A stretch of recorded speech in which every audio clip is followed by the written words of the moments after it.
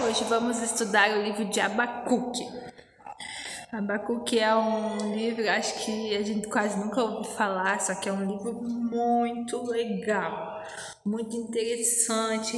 Ele tem um dos temas mais principais da história de todo o protestantismo, da história do cristianismo. O tema dele é sobre fé. O justo viverá pela fé. Provavelmente você já deve ter ouvido falar, essa é uma frase muito falada por Martinho Lutero, o Martinho Lutero é um dos pais do protestantismo, da igreja evangélica, da igreja protestante, e tanto que a luterana livre vem de Lutero, né? Então, o justo viverá pela fé. E fala também um pouco sobre a invasão de Judá pelos babilônicos e a promessa de que o justo viverá pela fé. Ele é um pouco diferente, né? Então, ele foi um profeta para Judá, mas ele não foi igual aos outros profetas. No livro mostra um diálogo de Abacuque com Deus. E é muito interessante. No livro ele expõe os questionamentos internos do profeta Abacuque. E ele mostra a violência, a iniquidade, a opressão e a injustiça dentro do seu próprio povo, que basicamente em todos os profetas mostra isso, né? Daí vamos fazer um panorama do que estava acontecendo na questão política, né? Naquela época, a Babilônia estava se tornando um império muito poderoso. Lembra que lá em Isaías, no começo, era a Assíria, que era muito poderosa? Então, aqui no período de Abacuque, a Babilônia já está crescendo, já está ganhando forma. Inclusive, foi a Babilônia que destruiu a Síria. Lembra que a Síria, lá em Isaías, a Síria estava querendo pegar Judá, mas daí caiu fora, porque Deus conseguiu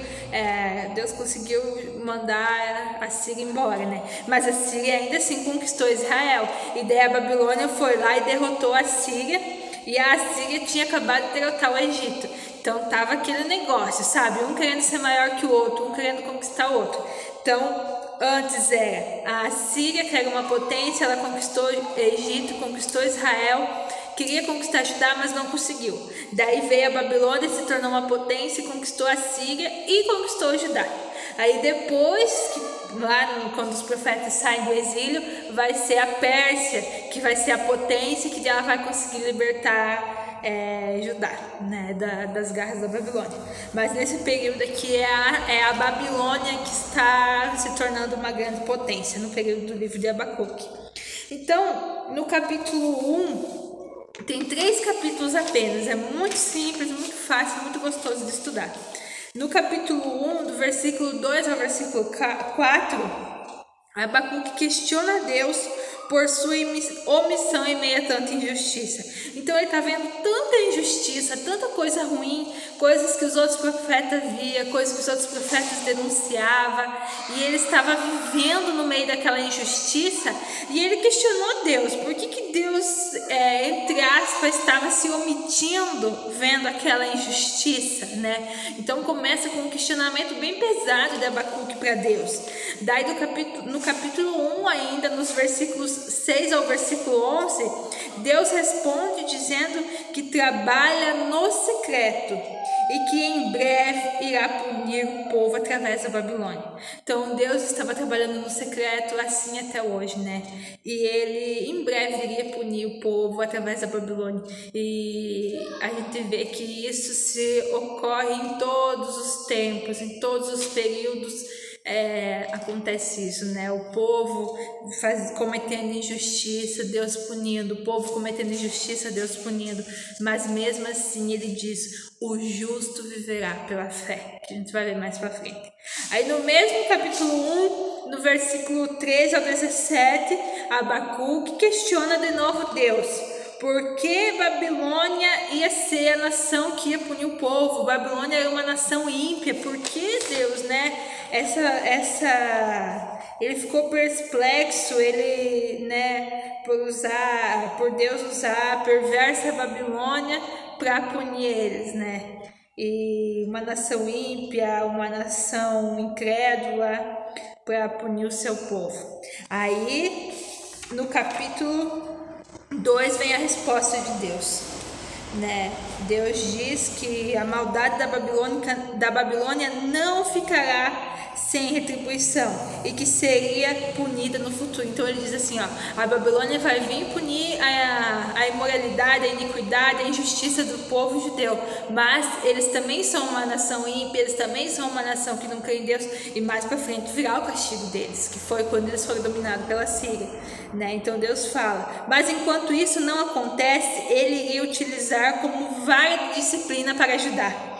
Porém, aqueles que confiam em Deus deveriam viver pela sua fé.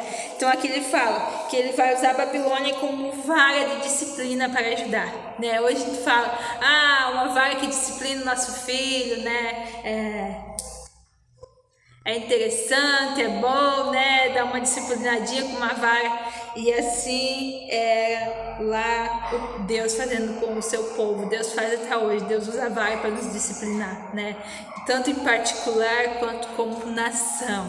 Deus faz isso. E é bom, porque quando a gente é disciplinado, a gente aprende. A gente olha um filho que não é disciplinado pelo pai, como que ele é? Ele é mal educado, ele faz coisa errada, talvez no futuro ele pode ser uma pessoa totalmente desviada. Tem um outro que se salva, né? Mas muitas vezes, quando as crianças não são disciplinadas pelos pais, eles acabam sendo uma criança indisciplinada, né? E a gente vê que muitas vezes não dá certo, né? Então, por isso que nós, como os pais, precisamos disciplinar, sim, os nossos filhos. E isso a gente traz para Deus com nós. Nós somos filhos de Deus. E Ele, sim, nos disciplina. Ele usou a Babilônia para disciplinar, ajudar. Deus usa muitas situações da nossa vida para nos disciplinar, né? E nós precisamos, sim, ser disciplinados por Deus. Nós necessitamos da disciplina de Deus. Mas ele diz, mas aqueles que confiam em mim devem viver por sua fé, né? No capítulo 2 ele fala sobre vivermos pela fé, o justo viverá pela fé. Aí no capítulo 4, Abacuque compreende os caminhos de Deus e faz uma extraordinária oração. Daí a oração é aquela oração assim, ainda que a figueira não floresça e não há frutos nas videiras, ainda que a colheita das azeitonas não dê nada e os campos fiquem vazios e improdutivos, ainda que os rebanhos moram nos campos e os currais fiquem vazios, mesmo assim me alegrarei no Senhor, exultarei no Deus da minha salvação, o Senhor soberano é minha força, Ele torna meus pés firmes como os de corças, para que eu possa andar em lugares altos. Então ele está exaltando o Senhor, ainda que tudo dê errado, ele vai estar adorando ao Senhor, ele vai estar exaltando Deus, porque Deus diz, o justo viverá pela fé. Então no capítulo 3 é uma oração, é um louvor. Tem uma música que fala sobre isso, né? O Fernandinho canta, ainda que a figueira não floresça. É disso daqui, né? Ainda que a figueira não floresça, que não haja frutos na videira, mesmo assim eu me alegrarei no Senhor, eu viverei pela justiça de Deus, né? Eu serei firme, eu estarei firme no Senhor. É isso que fala no capítulo 3. Aí retornando no capítulo 2, ele fala sobre o justo viverá pela fé. Essa visão de Deus para o profeta é tão grande, que é mencionada 3 vezes no Novo Testamento. Em Romanos, em Gálatas e em Hebreus, ele é falado sobre o justo viverá pela fé. E ele é o centro da doutrina do apóstolo Paulo, lá quando ele está implantando as igrejas. E Lutero também usava isso, o justo viverá pela fé.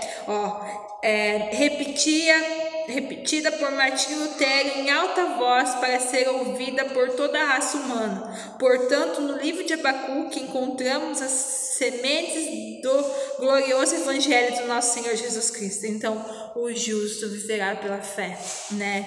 E isso, quando eu estava olhando isso, me remete muito a hoje, aos tempos de hoje. A gente quer fazer justiça com as nossas mãos. A gente vê tanta coisa ruim, né? A gente deve clamar sim pela justiça de Deus. A gente deve sim olhar pela justiça de Deus. A gente deve sim tentar viver a justiça de Deus. Mas Deus fala assim: o justo viverá pela fé. Talvez a gente vê situações, né, que a gente pensa assim, fica até frustrado, fica até talvez chateado, né, até questiona Deus por muitas situações, mas Deus diz assim: o justo viverá pela fé, né? Hoje a gente vê um meio político muito falado, hoje a gente vê um meio, né, de muitas áreas falado, até mesmo da profissão do professor, né, a gente vê muito crítica sobre isso, né, mas Deus diz: o justo viverá pela fé, né? Nós podemos ouvir críticas, tanto no ministério aqui nós, né, como igreja, né, como líderes numa igreja, a gente pode ouvir crítica, a gente às vezes ouve crítica, mas Deus fala assim: o justo viverá pela fé. Talvez você ouve críticas aí, né? Talvez você é questionada em algumas coisas, mas sempre lembra: o justo viverá pela fé. E esse é um dos maiores ensinamentos do livro de Abacuque. É um livro muito curto, muito simples de entender, muito fácil. Eu vou estar enviando também o estudo dele, mas sempre tenha em mente, né, orar, o que o Senhor quer falar comigo através desse livro, né? E uma das coisas é: o justo viverá pela fé, né? A gente não vive por justiça dos homens, a gente vive por justiça de Deus. Às vezes a gente quer brigar com as pessoas, a gente quer, porque isso, porque aquilo, quer impor o nosso em cima das pessoas, impor a nossa opinião, impor o que a gente quer. Muitas vezes o que a gente fala é o correto, né? Mas Deus diz: o justo viverá pela fé. Isso é uma palavra que nos tranquiliza, né? Essa palavra me tranquilizou tanto, porque o justo viverá pela fé. Ia vir a Babilônia e pegar eles, né? Eles estavam cheios de injustiça, de iniquidade, de opressão, de violência. Mas Deus falava: o justo viverá pela fé. Hoje a gente vê tanta violência, tanta coisa ruim acontecendo, mas Deus diz: o justo viverá pela fé. E que possamos crer, né? E que creiamos nessa justiça de Deus e que tenhamos fé, que viveremos pela fé de Deus. Então é muito simples esse livro e muito gostoso. Aproveita, e já estaremos também estudando o próximo, que eu acho que é Sofonias, se eu não me engano.